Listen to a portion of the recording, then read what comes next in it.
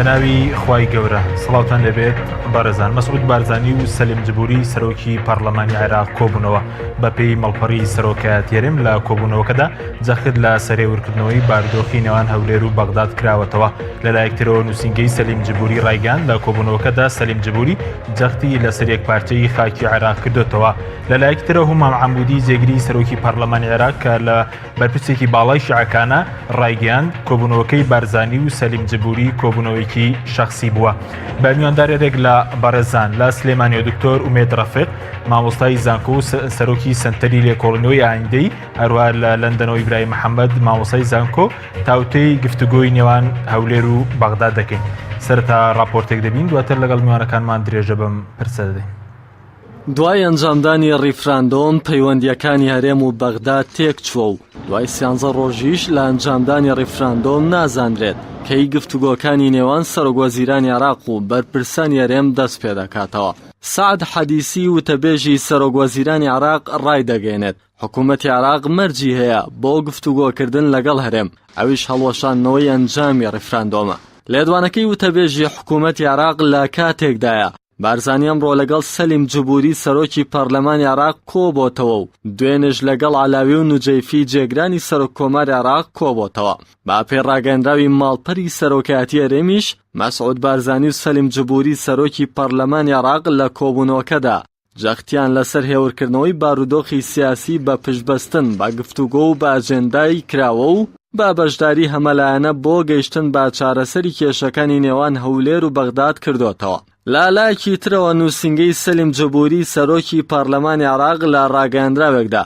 باس لەوە دەکات سەلیم جبوری لە کۆبوونەوەکەدا لەگەڵ بارزانی جەختی لە یەکپارچەی خاکی عێراق کردوتەوە. لالایەکی تریشەوە لە ڕاگەاندراوێکدا هومام حەمودی جێگری سەرۆکی پەرلەمانی عێراق سەردانەکەی سەلیم جبوری بۆ لای بارزانی بە سەردانێکی شخصی وەسف دەکات. هومام حەمودی ئاماژەی بەوەش کردووە سەردانەکەی جبوری بۆ لای بارزانی بێهیواکەرە و هیچ پەیوەندیەکی بە سەرۆکاتی پەرلەمانی عێراقەوە نییە. با بڕوای چاودێرانیش کۆبوونەوەی نێوان بارزانی لەگەڵ ئوسامە نوجەیفی و یاد عەلاوی و سەلیم جبوری ناتوانێت پەیوەندیەکانی هەرێم و بەغداد هێور بکاتەوە و چونکە ئەو کەساتیانە خاوەنی بڕیار نین و خۆشیان لەلایەن شیعەکانەوە پەراوێز خراون و بڕیاری یەکلاکەرەوە لای سەرۆکوەزیرانی عێراق و هاوپەیمانی شیعەکانی عێراقە. دوای ئەنجامدانی ڕیفراندۆم و ئاڵۆزبوونی پەیوەندیەکانی هەرێم و بەغداد بەرپرسانی هەرێم و بڕیار بەدەستانی عێراق نەگەیشتوونەتە هیچ ڕێکەوتنێک بۆ دەستپێکردنەوەی گفتوگۆکان.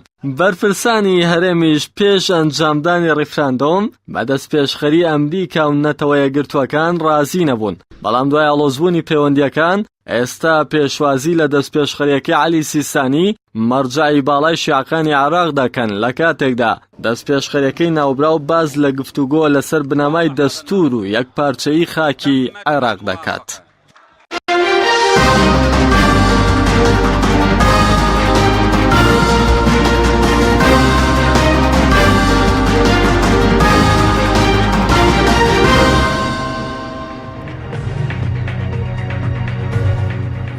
دووبارە سڵاوتان لێبێت بەڕێزان. سوپاس بۆ میوانەکانمان. ئەگەر سەرەتا بچین لای کاک دکتۆر ئومێد لە سلێمانیەوە. کاک دکتۆر زۆر سوپاس بۆ بەشداریکردن لە بەرنامەکەماندا.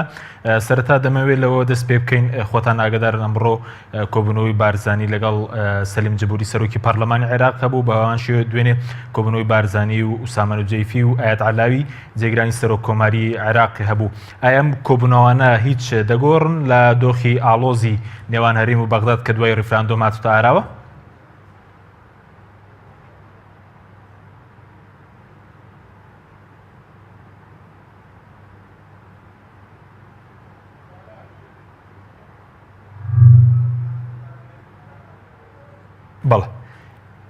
بەڵێ کاک دکتۆر دواتر دەگرێمەوە لای بەڕێزت. ئەگەر بچینە لای مامۆستا ئیبراهیم. مامۆستا ئیبراهیم بەڵێ لای کاک دکتۆر دەمێنینەوە. کاک دکتۆر گوێت لە پرسیارەکەی ئێمە بوو؟ بەڵێ من گوێم لە پرسیارەکەتان بوو. فەرموو کاک دکتۆر. بەڵێ دوای ئەوەی کە ڕفراندۆم کرا تەسعیدێکی زۆر گەورە لەلایەن عێراق و لەلایەن هەرێمی کوردستانیشەوە دروست کرا بۆی کە گفتوگۆ ناکرێت تەنها لەسەر ئەگەر نەگەڕێنەوە پێش 25 مانگ، بەڵام دیارە ئەم دەرچانەی کە ئێستایان ئەم دەست پێشخەرانی کە ئێستا لەلایەن سەرکردە عێراقیەکانەوە بە تایبەتی لەلایەن سوننەکان و هەندێک هێزی وەکو عەلاوی و هاوڕەکانیەوە دەست پێشخەری کراوەتە ڕووبەوەی کە هیچ نەبێ و بارگرژەی لە بەغا دروستکراوە بیر لەوە بکرێتەوە ڕێگایەکی تازە بدۆزرێتەوە بەدیدەک بدۆزرێتەوە بۆی کە حیواری لەسەر بکرێت. دیارە بەپێی هەموو ئەو دەرەنجامانی کە ئێستا هەن لە ئارایە ئەوەیە کە سەرۆکایەتی هەرێمی کوردستان و هەروە هێزە سیاسیەکانی کوردستان بەوە ڕازی بوونە گفتوگویەکی پێشمەرج لەگەڵ عێراقا بکەن و خطابی ئیعلامی و خطابی تاکەکەسی ینی ڕوو لەوە بێ کە هێمنیەک هێوریەک بە گوتارەکانەوە دیار بێ بۆ ئەوەی کە بتوانین نەخشە ڕێگایەک بدۆزینەوە یان ڕێسکەیەک بدۆزینەوە لەسەر ئەساسی و ڕێسکەیە حیوار بکرێەوە داواکاریەکان بکرێنە ڕوو ئایا لەسەر دەرەنجامەکانی ڕیفراندۆمە یان لەسەر دەرەنجامەکانی ڕیفراندۆم نییە بە تایبەتی لەسەر و کێشانەیە کە نێوان هەرێمی کوردستان و بەغایە هەیە. بۆیە ئەم سەرەتایە بۆی کە کەمێک لە بارگرژیەکان دوور بکەوێتەوە پێم وایە سەرەتایەکی باشە، بەڵام مانایەوە نییە کە ئەم سەرەتایە ئەتوانێت کێشەکان چارەسەر بکرات، چونکە ئەو هێزانەی کە خاوەنی بڕیارن لە عێراقا و بڕیار لەلای ئەوانە تا ئێستا ڕازینین بە هیچ جۆرە گفتوگویەک ئەگەر دەرەنجامەکانی ئیستیفتایان ڕفراندۆم یان ڕفراندۆم بۆ خۆی هەڵنەوەشێنرێتەوە ئەبینینەوە سەرکردەی دەوڵەتی یاسان و مالیکی ئەمڕۆ لە ڕاگەیاندراوێکە دوایەوەی کە سەفیری ئەمریکای بینیوە باسیەوەی کردووە ڕازی نابن بەوەی کە گفتوگۆ بکەن لەسەر ئەوەی کە ئەگەر ڕفراندۆم نەتیجەکانی وەک خۆی بمێنێتەوە. دیارە سەرۆکایەتی هەرێمی کوردستان و دەستگاکانی هەرێمی کوردستانیش بە هیچ شێوەیەک ڕازی نابن بەوەی کە دەرەنجامەکانی ڕفراندۆم دەرەنجامەکانی ڕفراندۆم هەڵبوەشێنرێتەوە، چونکە ئەمە لە دەست هێزە سیاسیەکانە نەماوە خەڵک دەنگیاوە. بۆیە یانی پێم وایە ئەو پردەی کە پێویستە دروست بکرێت لە نێوان هێزە سیاسیەکانە بۆی کە گفتوگۆی لەسەر بکرێ جارێک ماوێتی، بەڵام هەنگاوی یەکەم دەستی پێکردووە بە ئەوەی کە حیوار بکرێ، بەڵام پێویستی بە تەرەفی ترە، پێویستی بە نێوەندگیری ترە، پێویستی بەوەیە کە بەرنامەی سەریحی هەردوو لا چی بێت، چونکە ئەوەی کە ئێمە جۆمان لێ بێت ئەوەیە کە هاونپەیمانی نیشتیمانی بە کۆی کوتلە جیاوازەکانەوە داوای دوو خاڵی سەرەکیەکەن. یەکەمیان کە گفتوگۆ لەسەر ئیستیفتا ناکەن، دووەمیان یەکپارچەی خاکی عێراق ئەبێ بپارێزرێ لەم گفتوگۆیان، یعنی یەکپارچەی خاکی عێراق و هێڵی سوورە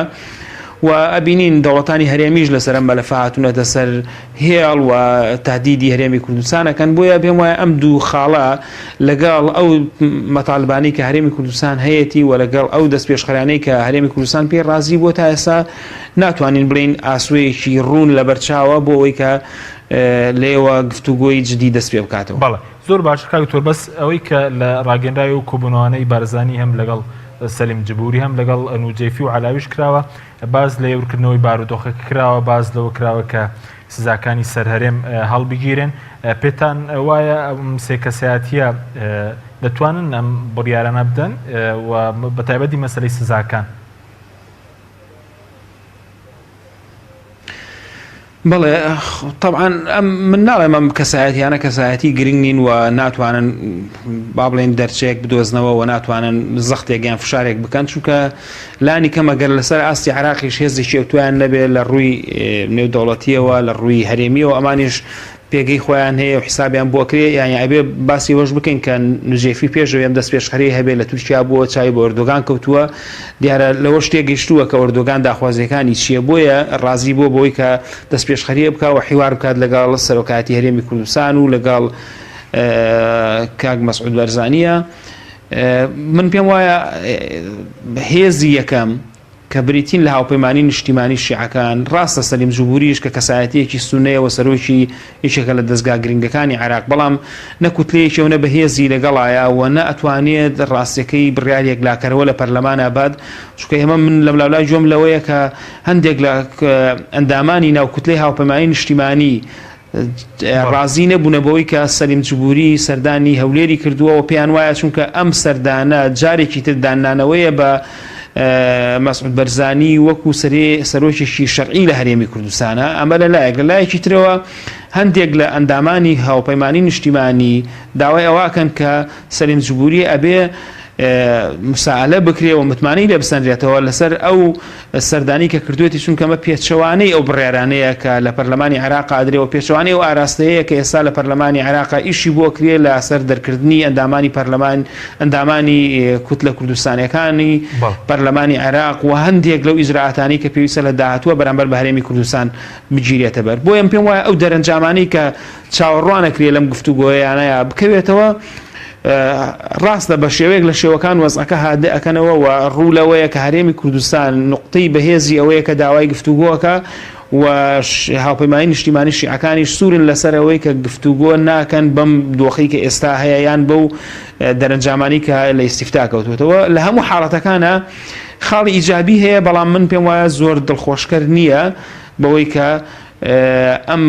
دەست پێشخەریانە گفتوگویەکی جدی لێ بکەوێتەوە ئەگەر تەرەفی تر تەداخل نەکات لەم گفتوگویانە بە تایبەتی ئەمریکیەکان. بەڵێ سوپاس دەکەم کاوتۆ دواتەگەڕێم و لای بەڕێز دەگە بچین لای مامۆستا ئیبراهیم لە لەندەن. مامۆستا سوپاس بۆ بەشداریکردنی بەڕێزشت لە بەرنامەکەماندا. بەڕێزتان بۆ چونتان چییە سەبارەت بەوەی کە ئێستا بەرپرسانی بەغداد بە تایبەتی ئەوانەی کە بڕیار برسن حکوومەتی عێراقی و پەیمانیشتیمانی دەڵێن تاوەکو ڕیفراندۆم هەڵنەوەشێتەوە گفتوگۆ لەگەڵ هەرێم ناکەین، بامانشی و هەرێمیش داوا دەکات کە مەسەلەن بەبێ مەرج گفتوگۆ بکرێت. پێ دوای ئایندەی ئەم گفتوگۆیانە بەکوێ دەگات مەوزوعانە پێ دوای دەست پێ بکاتەوە؟ بەناوی خۆی بەخشندەی میهرەبان، زۆر سپاس بۆ بەڕێستان، زۆر سپاس بۆ بینەرانی کەناڵی ئاسمانی پەیام. لە ڕاستیە ئاڵۆزیەک ناڕوونیەک یا دگایەکی ڕوونیە سەبارەت بەو بارودۆخی کە ئێستا هاتوۆتە ئاراوە لەسەر دانوستانکردن و گفتوگۆکردن لەسەر بەرەنجامەکانی ڕێفراندۆم و ئایندەی پەیوەندەکانی هەرێمی کوردستان لەگەڵ بەغدا. لەبەر کۆمەڵی هۆکارێکی لە هۆکارانە بریتە لەوەی کە بەڕاستی لایەنی بەرامبەر کە بریتە لە لایەن دەسەڵاتدار کە لە عێراقا کە بریتە لە شیعە لە ئێستادا زۆر توندن بەرامبەر بە ئەو بارودۆخی کە ئێستا هاتوۆتە گۆڕ لە دوای 25 نۆک لە دوای ڕێفراندۆم لە دوای ئەوەی کەوا ئەو ڕێفراندۆمە ئەنجامدرا بەڕاستی بە توندی هاتوونەتە سەر خەڵک، توندی گاودنێن و ئەو هەنگاوانەیشیان کردو بە عەمەلی بە تایبەتی کە دەبینین لەسەر دەیانەوێت سوڵتەی ئیتیحادی بەسەر ئەو بەس هەموو عێراقدا و مەسیان هەرێمی کوردستانە بسەپێن لە مەتاڕەکان داخستووە و هەنگاوی تکان لە بەڕێوەیەوە لە پەیوەندیدان لەگەڵ تورکیا و لەگەڵ ئێران. ئەم هەنگاوانەی عێراق بەڕاستی ئاماژە بەخش نین، یعنی ئاماژەیەکی دڵخۆشکرد نین بۆی کە بڵێن دانوستانێکی بەرهەمدار لە ئایندەیەکی نزیکە دەست پێ دەکات، چونکە ئەگبیانەوێ ئادانوستان بکەن بەڕاستی هەنگاوانە نەدەنا و بە ئەو هەڵاران دەردەکات، چونکە عبادی خۆی یەکسەر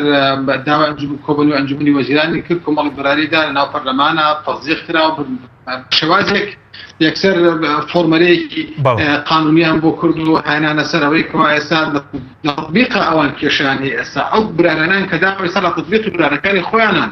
و بۆ ئەمەش هەندێکی پەیوەندی هەیە بە تورکیا، هەندێکی پەیوەندی هەیە بە ئێرانەوە و هەرسێکی چیان لەسەر خەتم بۆی کاو چۆن بتوانن ئەم هەنگاوانیان ببەنە پێشەوە. لە هەمان کاتدا لەسەر ئاسی جەماوەریش لە عێراقدا بە تایبەتی لە ناوشارەیەی شیعی تعبیەیەکی جەماوەری هەیە، دژی هەرێمی کوردستان، دژی کورد، دژی حتا ئەوەتە پەرلەمانتارەکان کەوانە کە دەنگیان داوە لە ڕێفراندۆم بۆ بەغدا نانەشتو بچن ناو کۆبوونەوەی ئەنجومەنی هونەرانی عێراق. ئەمە لە کاتێکدا حەقی ئاسایی خۆیانە کە بچناوە. لەبەرەوە دەبینین بارودۆخێکی ئاڵۆزکا و دروست بووە لە ناوچەکە لە عێراق لە هەرێمی کوردستان.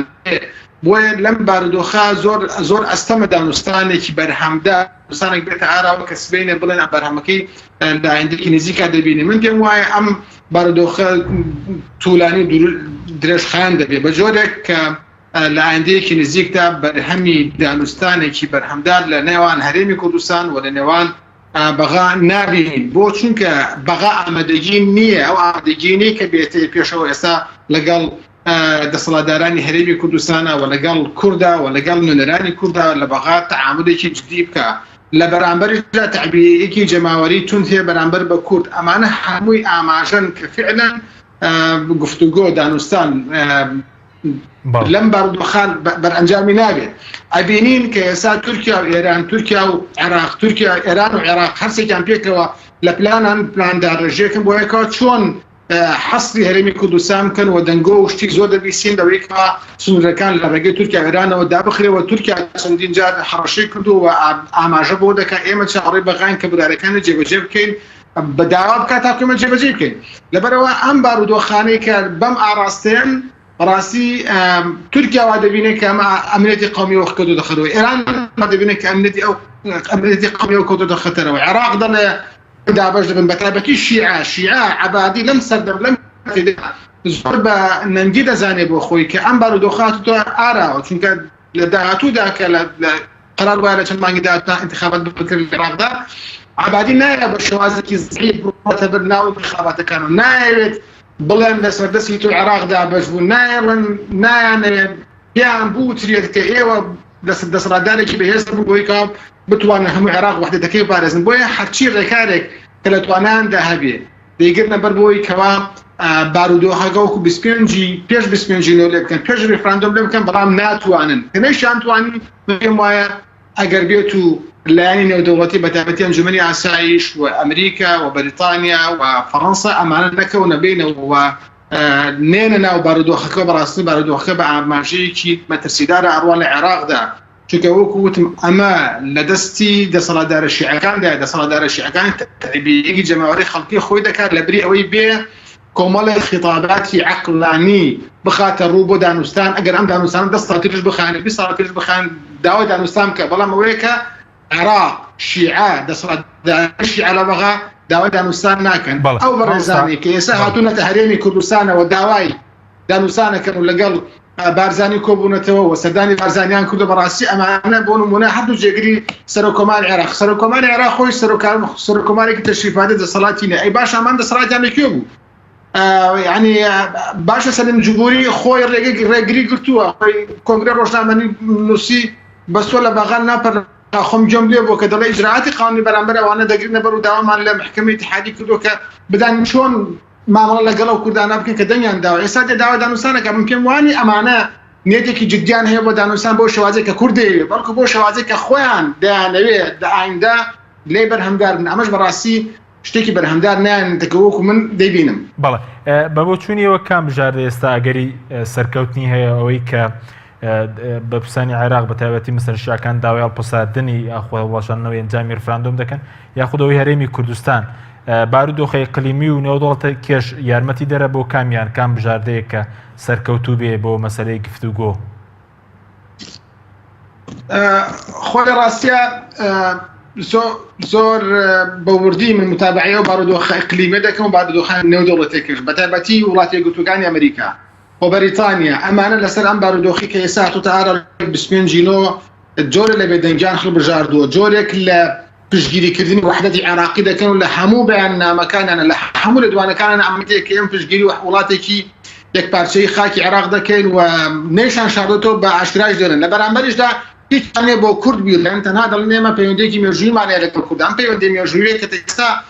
بە کەڵکی کوردنەیەترەوەکەی بە کەڵکی بۆیە لە ڕووی ئاستی دەوڵەتان بەتایبەتی ئەم دوو دەوڵەت هێزەوە هیچ ئاماژەیەکی بەڕاستی مژدەبەخش نییە بۆی کەوا کورد ئێستا لە دانوستانی عێراقدا پشتی مڕاهەنەکردن لەسەر هەڵوێستی وڵاتی یەکگرتووەکانی ئەمریکا و بەریتانیا بەڕاستی مڕاهەنەیەکی خاسیرە وە سەرکەوتوو نابێت لە بەهەمان شێوە لە ئەقلیمیشدا دەبینین چ دەوڵەتێک ئێستا پشتگیری کوردە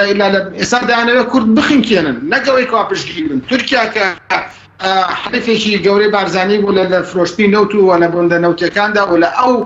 شێوازەی کە تەعاملی دەکرد لە سنووری پارتیا لە منتیقە بەڕاستی دەستێکی باڵای هەبوو پارتی لە خزمەتکردن و لە پەیوەندیەکانی لەگەڵ لە دوو بەڵام هیچ ئەوەی نەخوارد نە خزمەتی بۆ نەکرد کە ئەم پرۆسەیە بێدەنگیەک هیچ بێدەنگی هەڵ بژێرێ ئەوەی ئێرانش بۆ شێوازی حتا سووریا بەو زەعیفەی خۆی دژی ئەم ڕێفراندۆمە و دژی ئەوەی بۆکە ئێستا هاتووەتە ئارەوە لەبەرەوە لە ڕووی ئیقلیمیەوە ئەمەش بەڕاستی ئاماژە بەخش نییە نەتەوە یەکگرتووەکان بەتایبەتی ئەنجومەنی ئاسایش کە ئەنجومەنی ئاسایش وڵاتی یەکگرتووەکانی ئەمریکا بەریتانیا ئەم فەڕەنسا ئەمانە بەشێکی سەرەکیم تێدایە بەڕاستی ئەوانش بێدەنگی شتێک نییە بڵێن وەڵام احتیمالکردن سەر نەتەوە یەکگرتووەکان بۆ ئەم بابەتە لەبەر ئەوان وەکو چاودێرێک سەری بارودۆخەکانەکەن و نایەن پشتگیری و ئیقلیمی بکەن لە دژی دەوڵەتێک ئێستا بۆ نمونە یەک شتێ بڵێم لەسەراسی نێودەوڵەتی ئەوان تەعامل لەگەڵ دەوڵەتێکی سیادیاکەن وەتا هیچ دەوڵەتێکی ناو ئەنجومەنی ئاسایش و ناو نەتەوە یەکگرتووەکان دژی سەروەری هیچ وڵاتێکی بێت مادام دژی سەروەری هیچ وڵاتێک نە سیادی هیچ وڵاتێک نیە ئەوان تەعامل لەگەڵ سیاداکەن و تەعامل لەگەڵ بەغاکەن لە بەرامبەر تەعامل لەگەڵ هەرێمی کوردستان ناکەن بەڵێ کاک دکتۆر ئومێدەگە بگەرم وڵای بەڕێز پێشتر بەڕێز باس لەوەکە کە پێویستە نێوەندگیریە بێت بە تایبەتی نێوەندگیری ئەمریکا ئایا تا ئێستاش بە بۆچوونیەوە ئەمریکا دوای ڕفراندۆم کە بە تایبەتی بەرپرسانی کورد پێشوازیان لە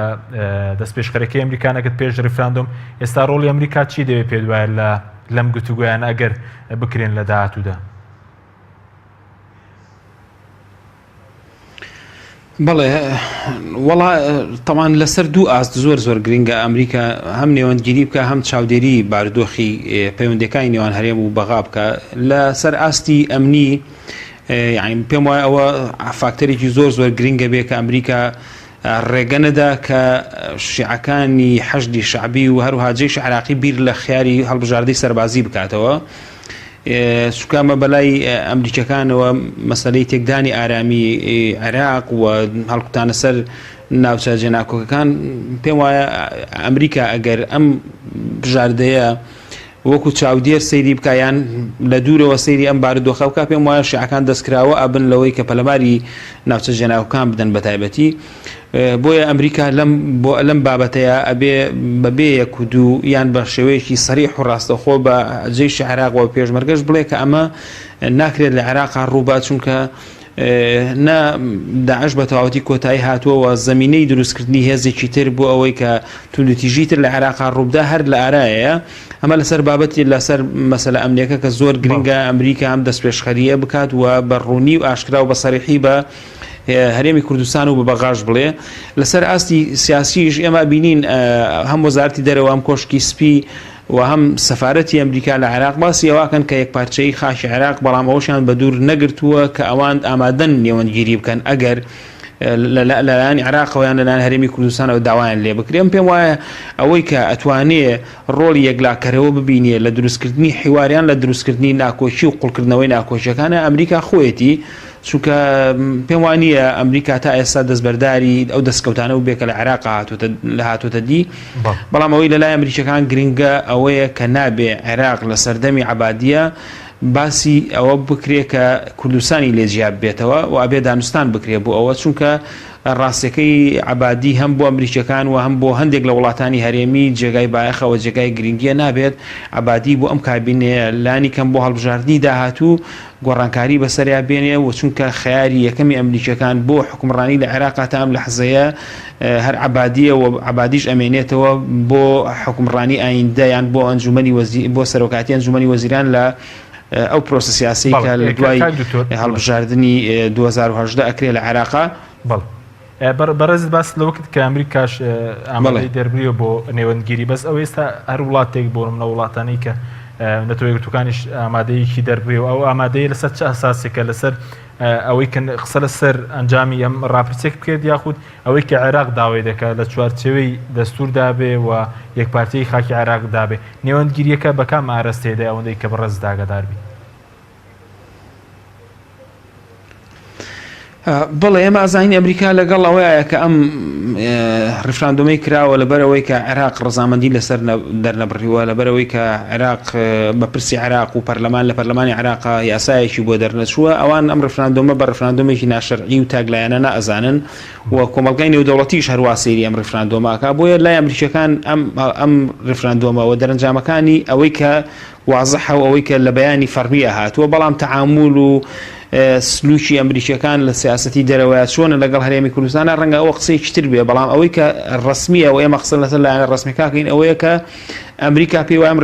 ڕفراندۆمێکی شەرعی نییە و یەک پارچەی خاکی عێراق لە ئێوان گرنگە و ئەوان نیگەران بوون لەوەی کە کوردستان ئەبوو بۆ عێراق فاکتەری ئارامی بێ و عاملی استقرار بێ بۆ عێراق و بۆ یەک پارچەی خاکی عێراق ئێستا ئەوەی ڕوویداوە ئەوەیە کە گرژی دروست بووە ئاڵۆزی دروست بووە وڵاتانی هەرێمی نوێت جێ نفوزی خۆیان زیاتر لە عێراقا دیاری بکەن بە شێوەیەکە کە ئەمریکەکان نەتوانن کۆنتترۆلی بارودۆخی ئەمنی و ئابووری و هەروە سیاسی عێراقیش بکەن لەم ڕێگەیەوە ئێران لە جیاتی ئەوەی کە نفوزی کەمتر بێتەوە لە عێراقا نفوزی زیاترە بێ بۆیە ئەمریکەکان نیگەرانن لەوە هەرچەندە ئێرانەکان و ئەمریکا تۆمەنبارەکان حتا ئەردوگانی ژەوەی نەشاردوێتەوە کە پێیان وایە ئەم ڕیفراندۆمە ئەجندایەکی ئەمریکی ئیسرائیلیە بۆ لەتکردنی خاکی عێراق بۆ دابشکردنی عێراق و دروستکردنی ئاژاوە و پشێوی بۆ تورکیاوە بۆ ناوچەی ڕۆژهەڵاتی ناوەڕاست و هەروها بۆ ئێرانیش بۆیە پێم وایە یعنی ئەمریکا گەر نێوەنگیریش بکات لەسەر ئەم بنەمایە نێوەنگیریەکە کە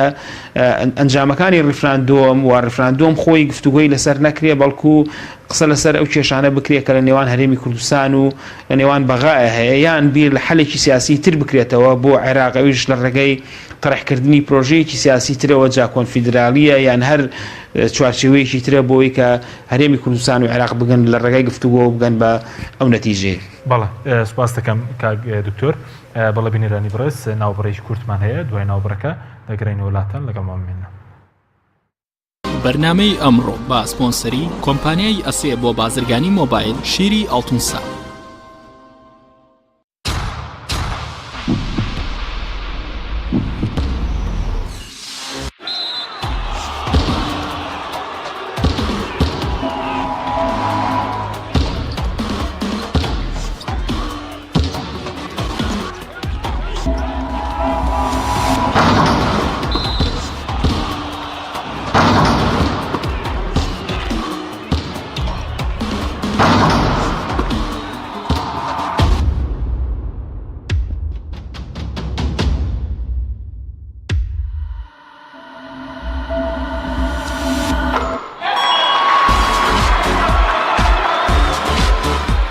سەرکەوتنە گەورەیە تەنها شیری وشکی ئەڵتونسای تەمێکی ڕاستەقینە و 100% سروشتی نۆشی کەو هەمیشە بە بەهێزی بمێنەرەوە.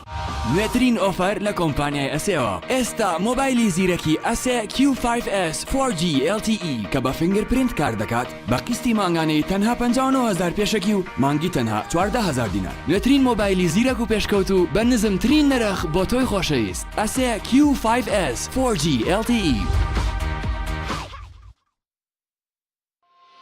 کۆمپانیای بەیزا لە پێنە و بەرەنگاربوونەوەی قەیرانی دارایی و پێشکەشکردنی باشترین ئامێری کارەبایەتی نۆماڵ کۆمپانیای بەیزا بووە بریکاری گشتی کۆمپانیای زەمگی ئیتالی هەروەها فرۆشتنی بەرهەمەکانی باقیستی هەژدەمانگ بە هاوڵاتیان سەلاجە و مجەمیدە هەموو جۆرەکانی سپلێت تەلەڤیزیۆن و تەباخ و مڕەشەح فرن و مایکرۆ گسکی کارەبایی غەسالەی جلشتن و قاپشتن بەیزا مامی هاوڵاتیان.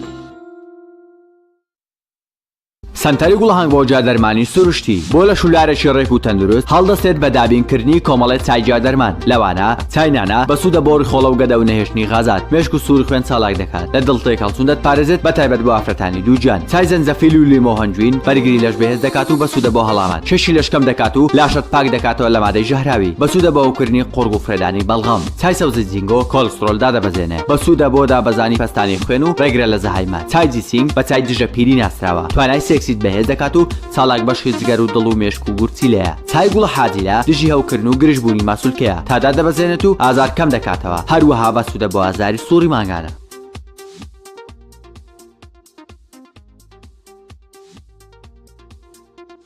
کۆمپانیای دنیا دیکۆر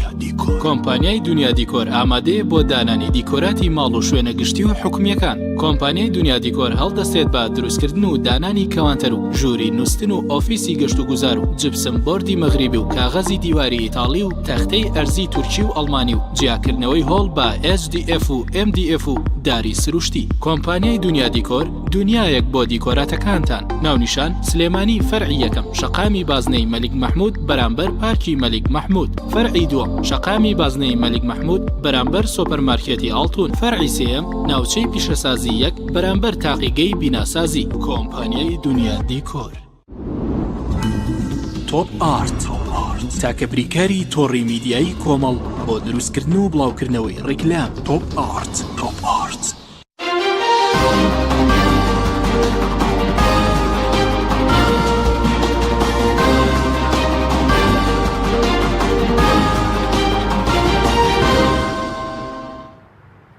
دووبارە سڵاوتان لەبێت بەڕێزان مامۆستا ئیبراهیم ئەگەر بگەڕێنەوە لای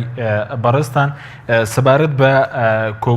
گفتوگۆکانی داهاتوو کە تاکو ئێستا بەغداد داوا دەکات مەسەلەی ڕاپرسیەکە هەڵپەسێت اینجا گفتوگۆ دەکەن. پێتان وایە ئێستا کورد کە لە عێراق لە بەردەم بارودۆخی ناوخۆی هەرێم و خاڵی بەهێزی هەرێم لە بەردەم کام بژاردەدای ئەوەیە کە بەمە ڕازی بێت یاخود داکۆکی بکات لەسەرەوەی لەسەر نەتیجەی ڕیفراندۆم گفتوگۆ بکات؟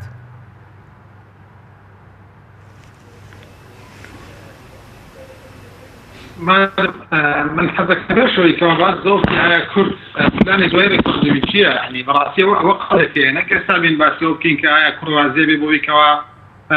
ئەنجامی ڕێفراندۆم هەڵپەسێریە تەعجیلی کە هەڵی بۆشێن تۆ بابەتێکە بەڕاستی تازە کورد یعنی ناتوانێت هیچ حیزبێکی سیاسی و هەتا هەموو حیزبە سیاسیەکانیش کۆک بن لەسەرەوەی کە ئەم هەڵبۆشێن تۆ هەڵناوەشن چونکە تازە خەڵک دەنگیدا چی دەکەیت بەرنامێکەیە و لە بەردەستدا کەس ناتوانێت ئەم بڕیارە بدا و کەسیش باوەڕ ناکەم جورەتی و کە خۆی لە بابەتە بدا ئەگەر هەموو حیزبەکانیش کۆک بن بەڕاستی ناتوانم قەزیە بکەن چونکە ئەو قەزەیەکی تازە لە دەستی حیزبەکان دەرچووە و شتێک بۆ شتێکی نەتەوەیی بۆ شتێک گەل خاوەنەتی ئێستا. بەڵام پرسیارەکە ئەوەیە ئایا لە دوای ڕێفراندۆم بۆ کورد پلانی نییە، بۆ کورد هیچ استراتیژیەکی نوێی نەخدە ڕۆەوە. تەنها دەڵێمە دانوستانەکەین، باش دانوستان لەسەر چیەکی؟ یعنی منیسا من ئەو پرسیارە لەلا دروست دەبێت ئەو بەیاننامەیە کە ژنەی ئامادەکاری ڕێفراندۆم دەریان کرد و بە داعش عێراق ناسراوە بەیاننامەی داعش عێراق بەڕاستی ینی بەیاننامەیەکی شەرمنانەیە کە من خوێندنەوەیەکم بۆ کردووە و خوێندنەوەی کە دەبینم کە ئەمە تەنانەت بێژگە لە ئەوەی کە ناوی لیژنەکان گۆڕیوە بۆ ئەنجومەنی سیاسی کوردستان داعش عێراق هیچ ناوێکی کوردستانیانە ئەسڵەن وشەی سەربەخۆییانە ئەسڵەن باسی دەوڵەتیانە ئەسڵەن ینی بە یەک کەرێمەوە بە یەک وشەش باسی ئەویان نەکردووە و ینی ئەوەی کە لە بەرنامەکەی خۆشتەنا باشدان بێت بەڕاستی کە ئەوان دەڕێنێ بە داگۆکی لە پشتگیری لە دەستپێشەرەکەی سیستانیەکە سیستانی داوای وحدەتی عێراقیەکە داوای ئەوە کات گەڕانەوە بۆ دەستور ئەمە گەڕانەوەی بۆ پێش 25 باشە ئەمە یعنی ئەگەر ڕێفراندۆم بژنەی باڵای ڕێفراندۆم کە ئێستا بۆتە بژنەی ئەنجومەنی سیاسی داعش عێراق ئەمە بوو بەڕاستی چۆن لێوەم شەرمنانە تەعامل بکات پلانێکی بۆ قۆناغی ڕاگوزەری بۆ قۆناغی گواستنەوە بۆ قۆناغی انتقالی چۆنم قۆناغە بێکێک لە هۆکارەیەکێک بنەماکانی برێتی بێ گفتوگۆ بەڵام من دەڵێن گفتوگۆ دەکەین بەبێ ئەوەی کا پلانەکە خسبێتە ڕوو بەبێ ئەوەی کەوا هیچ بەرنامە ڕێژەیەکیان بۆ کردووە بۆ داهاتووە ئەسڵەن هیچی ئەم لیژنەی ئامادەکاری ڕێفراندۆمە دوای ڕێفراندۆم یەکەم کاری دەبوایە پلانێکیان دابڕێژێ بێن ئەمە پلانی داهاتوومان یەکەم ئێمە ئامادەی گفتوگۆین دووەم ئێمە ئاوا دەکەین مؤسساتی سیاسی لە کوردستان چی بەسەر دێت پەرلەمان چی بەسەر دێت حکومەت چی بەسەر دێت قەضا چی بەسەر دێت ئایا حیزبە سیاسیەکان چۆن ڕۆڵە بینن بابەتە ئەسڵەن هەموو حیزبە سیاسیەکان ئێستا کۆک بن یەکدەنگ بن لەسەر کۆمەڵە قەضا لەسەر هەموو شتێک یەکەکەمم بۆ ڕوبەڕووبوونەوە مەترسیانەکە ئێستا ڕوبەڕووی هەرێمی کوردستانە بێتەوە چۆن لەبێ و پاشاگردانی و دابەشکردنە ئێستا قوڵتوو بۆتە ناو هەرێمی کوردستانە ینی وتمان پێش لە ڕێفراندۆمە بەڕاستی جۆرێک لە ئەو دروست بکە هەموو لایەنە سیاسیەکان بەڵێیان کرد بە وەکو لایەنە سیاسیەکان بەڵێیان کرد بۆ ڕێفراندۆم و بەڵێ لە ڕێفراندۆم دەرچوون بەڵام ئێستا دابشکارێکی وجودی هەیە ناکۆکیەکان وجود هەیە ناکۆکیەکان قوڵن هێشتا چارەسەر نەکرا ناکۆکی سیاسیمان هەیە ئەم بارودۆخە بەم شێوازەکە بێپلانی هەیە و ئەم دابشکردبوونەش هەیە و لەولایش هەڕەش دنیای ڕەشە لەسەر کورد هەیە ڕاستی ئەمە ئەوە دەردەخات کە ئێمە بەدەر لەوەی مەترسی ئیقلیمی و مەدرسی بەقامان لەسەر مەترسێکی ناخۆشمان لەسەرەکە ئێمە نەگەن بەو گەرەنجامانەی کە ڕێفراندۆم کاری بۆ کردووە و ڕێفراندۆم ئەوانشی کە ڕێفراندۆمیان بەداردا وەرزەکانی ئەوە کرد بەڕاستی ئەوانش بەیاننامەکەی خۆشیان زۆر شەرمنانن لە بەیاننامەکەش خۆشانە هیچ ئاماژەیەکیان بۆ نەکردو کە لە خۆناغی دادۆچێت بۆیە بەم بارودۆخەوە هیچ کەسێک ناتوانێت بڵێ من ئەنجامی ڕێفراندۆم ڕەوەشێنمەوە بڵێ من وا دەکەم لا دەبێت کۆی لایەنە سیاسیەکان سەر بێت چونکە ئێستا بارودۆخی هەرێمی کوردستان لە پێش ڕێفراندۆم کۆمەڵی کێشەکان سانادونەتەوە پاش ڕێفراندۆم کە لە پاش ڕێفراندۆمان کێشایان کێشەی کلیشی بۆ دروست بێت کە بێت لایەنێک یا دوو لایەن یا سێ لایەن یا چوار لایەنیش بن بە برا لەسەر کۆمەڵە قەزایە بدەن لەسەر تەئجیلکردنی بەرەنجامەکانی ڕێفراندۆم یا هەڵوەشەکردنەوەی ڕێفراندۆم کە هیچ کامیان ناتوانن بەڕاستی ئەمە کارەسات دروست دەکات تاکە ڕێگا بۆ کورد و بۆ سەرکردایەتی کورد ئەوەیە کە پلانێکیان هەبێ ئەگەر دەست بۆ 10 ساڵیش بێ ئەگەر بۆ 5 ساڵیش بێ بۆ قۆناغی ڕامزەر نایی بنێت چونکە ئێستا انتخاباتەکانی هەرێمی کوردستان و انتخاباتەکانی عێراقیش دەست پێ دەکاتەوە ئایا تۆ پەرلەمانتارەکانت لێیان بڕۆنە ناو ئەنجومەنی نوێنەرانی عێراقەوە ئایا بەزادەی لە پەرلەمانی هەمبژاردی پەرلەمانی عێراقدا ئەگە بەشداری ناکەی کابەتەمە ئەمە ئاماژەیەکی تەواوە کە تۆ بەتەکید هیچ تایەوە بەغا ناکەی تا پێ دەکرێت ئەمە بەش قسەیەکە بۆیە داهاتوو بۆ کورد 4 ساڵێکی زۆر حاسیمە ئەبێ بڕیارێکی جدی بدات لەسەر کورد ئایا قۆراغی ڕاگوزەری خۆی چۆن دادەڕێژێت چۆنیشی لەسەر دەکات بۆ 4 ساڵی داهاتوو بۆ 8 ساڵی داهاتوو بۆ 10 ساڵی داهاتوو ئایا سەربەخۆی دەوڵەتێکی سەربەخۆی دەبێنە لەبەرەوە زۆر ناڕەحەتی ئێستا زۆر قورسە ئێستا بێ هێزێکی سیاسی ئەو بڕیارە بدات و بەخاش و تورکیایش و ئێرانیش ئەمانە هەڕەشەیەکی جدی لەسەر ئێستا هەرێمی کوردستان و ئەوانیش بە تایبەتی ئەو دوو دەوڵەتە کە عمقێکیان لە عێراق بە تایبەتی ئێران کە دەستێکی بەهێزی لە ناو عێراقدا بۆ بارودۆخی ئێستا هەرێمی کوردستان ڕازی نابێت کە ڕازی نەبوو کابەتە هەنگاوی کردن هەنگاوەکان کەیە و چۆنە بەڕاستیەوە دەبێت چاوەڕێکم بزانین وەکو چاودێرێکی سیاسی هیچ دەبێت چاوەڕێکم بزانین چی ڕوەدا چونکە ئێستا هیچ شتێکی دیار نییە ئەوە دەبینین کە اتفاقاتی نێوان ئێران و تورکیایە و لەگەڵ عێراقا بۆ کۆمەڵی ئیجراعات کە ئیجراعاتەکانیش بەپێی عبدوڵێکی قانونین چونکە پەرلەمانی بەغا بڕای لەسەرداوە ئەگەر بێت سبێنی ئێمە کێشەیەکمان بۆ دروست بێت لەگەڵ بەغا کێشەیەکی بۆ دروست بێت لایەکی نەدەوڵەتی بێتە ناو قەزیەکەوە ئەمم متحیدە بێتە ناو قەزیەکەوە ئەگەر بە شێوازێکی یاسایی تعامل لەگەڵ قەزەکە بکە بەغا دەڵێن ئەوەتانێ بڕیاری پەرلەمانم جێبەجێ کردووە عبادی دەڵێ من بڕیاری پەرلەمانم جێبەجێ کردووە ئەو بڕیارانەی کە لەناو پەرلەمانە دراوە مناتم جێبەجێ کردووە شەرعیەتێکی قانونی هەیە بەڵام ئایا کورد چی هەنگاوێکی قانونی ناوە بۆی کە ئاوی سبەینێ شتێکی بەدەستەوە بێت لەسەر ئاسی نەدەوڵەتی بە نەتەوەیەکگرتوەکان بڵێ بە دەوڵەتانی ئەوروپا بڵێ من کاکە منش ئەوە شتێکی قانون بەدەستەوەی ئاوە لەبەرەوە ئەم بارودۆخانە ئێستا چۆتە هەم بۆعدێکی قانونی وەرگرتووە بۆعدێکی سیاسیشی بەڵێ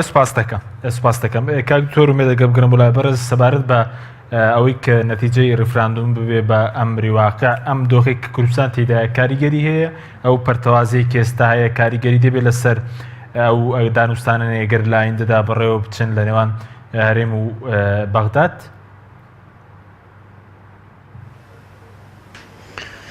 بەدڵنیاییەوە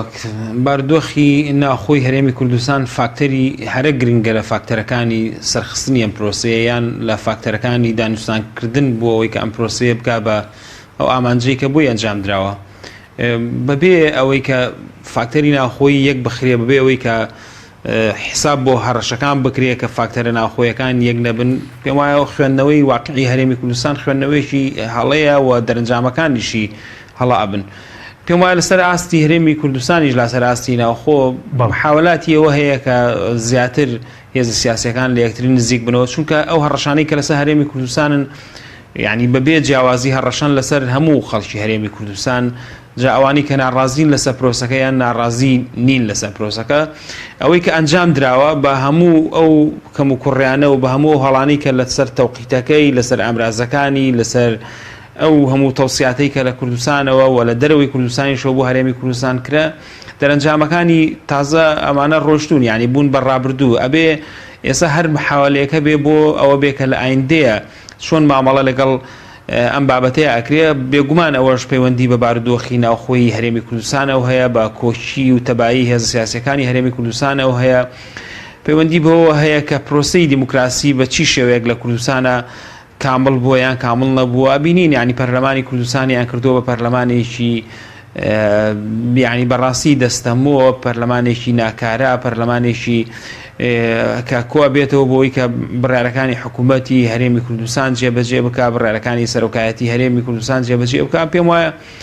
یعنی ئەبواە لەم بارودۆخی کە ئێستا هەرێمی کوردستانی تایە پەرلەمانی کوردستان ڕۆڵی زۆر گەورەی بچێڕایەوە پێم وایە عێراقیش لەمە بە دوابای بیری لەوە کردایەتەوە کە مامەڵە لەگەڵ پەرلەمانی کوردستانە بکات چونکە دەستگایەکی شەرعی ئەگەر ما بێت لە هەرێمی کوردستانە بۆ ئەوەی کە بڕیار بداوە بۆ ئەوەی گفتوگوی لەگەڵ بکرێ پەرلەمانی کوردستانە واروها حکوومەتی هەرێمی کوردستانە ئەم دوو دەستگایە ئەبێ دوو دەستگای کارا بن و ئەوان نوێنەرەکانی ئەم دوو دەستگایە لەگەڵ حکوومەتی بەغایە بکەونە گفتوگۆ نەک ئەوەی کە هێزێکی ئەنجومەنێکی سیاسی دروست بکرێ یان سەرۆکایەتی هەرێم کە خۆی پۆستەکەی سەرۆکی هەرێم و هەروها ئەو شوێنەش بۆ خۆی جێگای ناکۆچیە کە چەندێک شەرعیەتی هەیە بۆیە یعنی هەموو ئەو بابەتانی کە لە بەغا باسەکرێت لەسەر هەرێمی کوردستان لە ڕاستی ئێمە وەڵامێکی ڕاستەقینەمان نییە بۆ حکوومەتی عێراق بۆ پەرلەمانی عێراق کە ئێمە جیهاتی ڕسمیمان کێیە و چێ تەخویل ئەکرێت لەلایەن پەرلەمانی کوردستانەوە بۆی ئەم گفتوگە و دانوستانە بکە. ئەمەش جێگای پرسیارە بەڕاستی و پرسیارێکی زۆر حەقیقیشە کە ئێمە ئەبێ لە جیهاتی شەرعی هەرێمی کوردستانەوە کە تەمسیلی خەڵکی کوردستانەکە ئەوان مفاوەزات بکەن لەسەر داهاتووی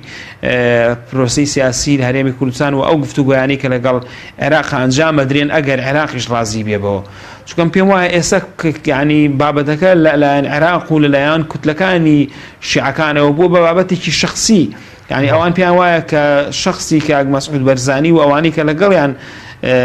ئامانجەکە ئامانجی شخصیەوە بۆ کەسی کراوە ئەوان نانەوێت گفتوگۆ لەگەڵ ئەم جیهەتەیە بکەن کە ئەم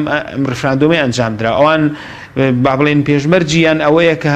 ئەبێ لەگەڵ جیهەتێکی ترا گفتوگۆ بکەن کە جیهەتێک کە تەمسیلی هێزە سیاسەکانی هەرێمی کوردستانەکە کە بریتە لە حکوومەتی هەرێمی کوردستان و پەرلەمانی کوردستان. بۆ ئەم بابەتە بابەتێکی شخصی نییە، یعنی لەوە دەرچێکە بابەتێکی شخصی بێ و ئیرادەی خەڵکی کوردستانە ئێستا، ینی هەر چۆنێک بەشداری کراوە پرۆسەکە هەر چۆنێ بۆ ئێستا 190 زیاتری خەڵکی کوردستان دەنگی بە بەڵێ داوە و دەرەنجامەکانی جەستا ئەوانن. بۆیە ینی ئەبێ تعامل لەگەڵ هێزێکا بکرێ کە تەمسیلی حەقیقی خەڵکی هەرێمی کوردستان بۆی پێم وایە تەبعی ناوخۆیی و کاراکردنەوە و بەڵێ فەرموو. بەڵێ بەڵێ مەبەستمەوەیە کە ئەم تەبایی ناوخۆیە و هەروها مؤسساتی گرنگ لە کوردستانە ئەبێ بە ڕۆڵی خۆیان هەڵسن و ڕێگەیان بدرێت کە ئەم ڕۆڵە ببینن بەبێ یعنی ئەمەش بەبێ ئەوەی کە هەر کەسێک نوێنەرایەتی خۆی بکات لە پەرلەمانی کوردستانە و هێزە حەقیقەکان کە کورسیان هەیە بگەڕێنەوە پەرلەمانی کوردستان و بە شێوەیەکی ئەم شێوە نیوە ناچڵی کە ئێستا لە هەرێمی کوردستانە هەیە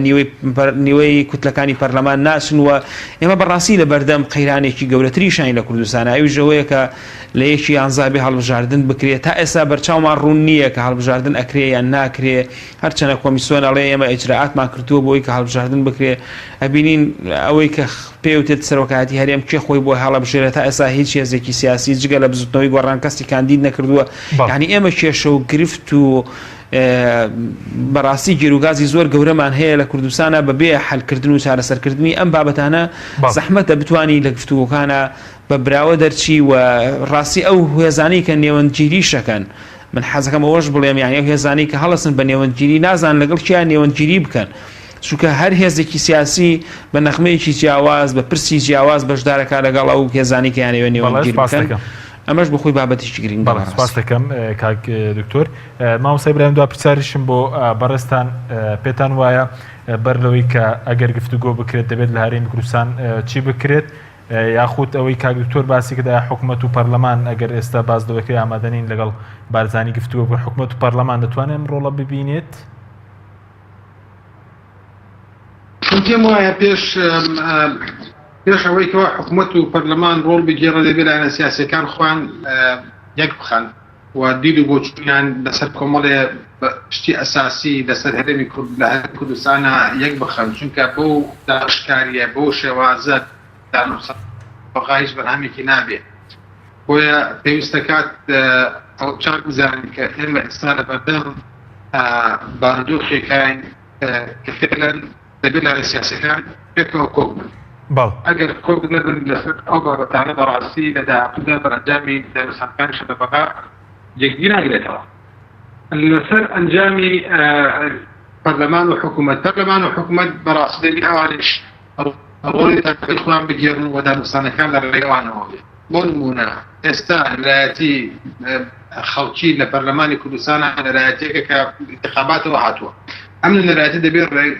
ڕۆڵی خۆی بگێڕێت دەبێت ڕۆڵی خۆی بدرێت لە دانوستانەکان دەبێت ئەم نەرایەتی بەڕاستی بتوانێت نەرایەتی خەڵکی هەرێمی کوردستان بکات و باشترین هەنگاوێکە. بەڵام ئەگەر بێت ئەم نەرایەتیە لە یاڵێکی یانزە هەڵبژاردننی بۆ دەکرێت دیسانەوە شەرعیەتی ئەم